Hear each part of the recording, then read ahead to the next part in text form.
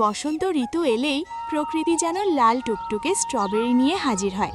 তবে এগুলো বাজারের চকচকে ফল নয়, এগুলো জন্মেছে প্রকৃতির কোলে, কোনো কেমিক্যাল ছাড়া, একদম খাঁটি, টাটকা আর সতেজ। সবার আগে ভালোবাসা ভরা হাতে ঝুড়ি ভর্তি করা হয় লাল লাল স্ট্রবেরি। প্রতিটি ফল যেন ছোট্ট লাল রত্ন। বাড়িতে এনে পরিষ্কার ঠান্ডা জলে আলতো করে ধুয়ে নেওয়া হয় একে একে। ধোয়ার সঙ্গে সঙ্গেই ফুটে ওঠে তাদের আসল ঝকঝকে লাল আভা। দেখলেই মন ভরে যায়। তারপর ধীরে ধীরে প্রতিটি স্ট্রবেরির সবুজ ডাঁটা আলাদা করা হয়। পরিষ্কার ফলগুলো ছোট ছোট টুকরো করে কাটা হয় যত্ন করে। রসে ভরা টক মিষ্টি লাল অংশ দেখলেই মুখে জল এসে যায়। মনে হয় এখনই এক টুকরো মুখে দিই, কিন্তু আসল জাদু শুরু হয় এখন। কাটা স্ট্রবেরিগুলো একটি পাত্রে নিয়ে সামান্য চিনি মেশানো হয়। চিনি বেশি নয়, ঠিক যতটা হলে স্বাদটা হয় ভারসাম্যপূর্ণ।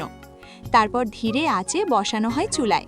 গরম হতে না হতেই স্ট্রবেরি ধীরে ধীরে তার স্বচ্ছ লাল রস ছাড়তে শুরু করে। জ্যাম যখন ঠিকমতো ঘন হয়ে আসে, তখন গরম গরম অবস্থাতেই একটি পরিষ্কার শুষ্ক কাঁচের বোতলে খুব যত্ন করে ভরে রাখা হয়। ঢাকনা বন্ধ করার আগে মনে হয় এ যেন ভালোবাসা ভরে সংরক্ষণ করা। এই ঘরে তৈরি স্ট্রবেরি জ্যাম শুধু সকালের নাস্তা নয়, এটা বসন্তের এক চামচ সুখ।